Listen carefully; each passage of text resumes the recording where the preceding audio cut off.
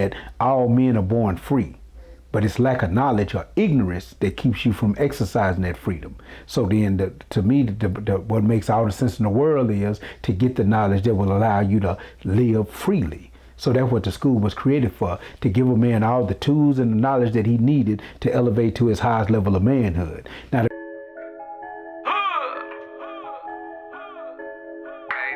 play with him. Bang! He ain't gon' play. Bang! I put the racks on a nigga, got dogs and cats on a nigga, look just like a massacre hit him, look like a Kardashian with him, packing a scrap in the middle. I wanna shoot, he won't grapple a nigga. Nothing alike, we differ. I be finessing and pressing. Who gon' be my next contestant? Boy, you bitch gon' catch a blessing. I want it for questioning, cause I'm big chesting it. Strikes on me like I be reffing it. Pull up on your residence. Hoodlum take over your residence. Hoodlum take over your residence. Hoodlum take over your residence. Hoodlum take over your. Hoodlum take over your. Peace and power. This is your big brother Psyche, and I'm coming at you again with this 10-part series called The 10 Virtues of a Student. Today we're building on virtue number 3, which is steadfastness. Now, like I've been doing on the previous videos, I'm gonna spit the virtue, then I'm gonna give a breakdown for the virtue. If you have not seen the other 2 virtues, the first one is control of thought, the second one is control of action. You should go and look at these videos. They will be in a playlist called The 10 Virtues of a Student. Matter of fact, I may link the playlist at the end of the video, so you need to check those videos out because they all go together. But anyway, steadfastness. This means to stand firm in your position. In order to benefit from any teaching, your mind must be firmly set on growth and change. This means that you have your eyes on the prize and you refuse to veer from the path that will lead you there. If you allow anything to take you off purpose, then you can blame nothing but your own weakness. That is the goal. That is the virtue. Now, and if you're new to this concept that I've been building on lately, let me give you a little background. In ancient times, they had the principle or the concepts called the 10 Virtues of a Student. A good book to read to get these 10 virtues from is Now Valley Contribution to Civilization by Tony Brada. Now, in this book, Tony Brada explains, he builds on and he breaks down many things dealing with African culture, Kemetic culture, and Kemetic principles and concepts and ideas. And he talks about it in the first ancient schools of ancient times. It was required to be initiated into the schools, into the ancient teachings, that you had these 10 virtues. Now, I'm sure that back then, when you showed up at the school, they monitored you and they wanted to see that you had these virtues, these strengths as a normal part of your character. Now, in modern day times, what we did in the situation that I found myself in, me and a few other brothers that were dedicated to learning and to the development of proper manhood, we created and organized a school called Uhuru Shule. The word Uhuru Shule is a Swahili term that literally means liberation school. So, and it's based off the concept and idea that all men are born free, but it's lack of knowledge or ignorance that keeps you from exercising that freedom. So then, to me, what makes all the sense in the world is to get the knowledge that will allow you to live freely. So that's what the school was created for, to give a man all the tools and the knowledge that he needed to elevate to his highest level of manhood. Now, to be initiated into the school, we created a series of tests, so to speak, a maze, a labyrinth that you had to go to. It's like in the ancient, if you used to watch those ancient martial arts movies, in those martial art movies, when you went to a great master and you wanted to learn a martial art, they may put you through a test. They may put a pot filled with water on your head and tell you to walk up these stone stairs and don't waste a drop. Or they may have you holding buckets of water and tie daggers under your arm, so if your arm going down, it'll actually pierce you. But we didn't do anything that dramatic, but it was based on that idea. But what it was that the student, the brother that wanted to learn and wanted to grow, had to demonstrate that he had the dedication and the loyalty needed to that growth. So he had to learn these 10 virtues by heart and be able to recite them verbatim without any mistakes. So the brothers would learn these 10 virtues, 2 virtues at a time, at least 2 a week, and they would have to be able to spit these virtues, just like I just spit steadfastness. They had to spit it verbatim.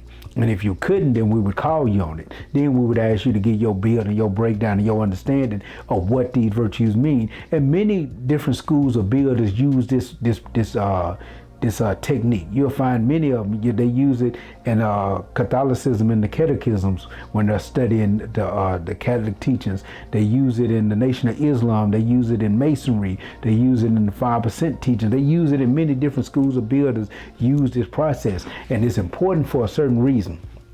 One thing is, again, it demonstrates your dedication to learning the information. Another thing is that in the process of training yourself to memorize long tracts of information, you actually build neural pathways in your brain just for memorizing information. So while the first time it may be difficult, the next time it becomes easier and easier and easier. That's why brothers can memorize information like the earth is 196,940,000 square miles, of which 3/4 is water. It goes around the sun every 365 days, 5 hours, 56 minutes, 45.51 seconds. But you'll be able to memorize this information and to be able to recall the information as you need it.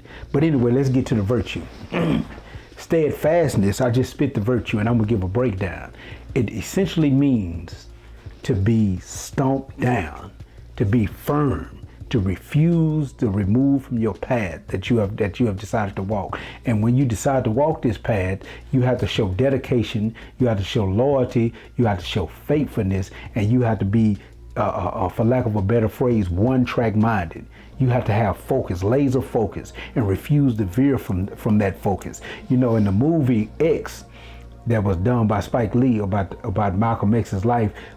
Main character was Denzel Washington. Beautiful movie, check it out. But in the movie, there's a scene where the director is trying to tell us something about Malcolm.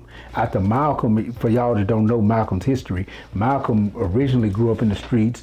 Mother got sent to a psych ward. Father was killed when he was young. He was ripped out of his home and sent to live with foster parents. So he grew up stealing and always in trouble. He would end up going to prison for 7 years. I want to say he got 13 counts of burglary, where he had 13 counts of 10 years running concurrently, running CC. Anyway, Malcolm made a change, a switch in the way that he lived from being Detroit Red to becoming Malcolm X. He made a change based on being initiated into the teachings of the Nation of Islam.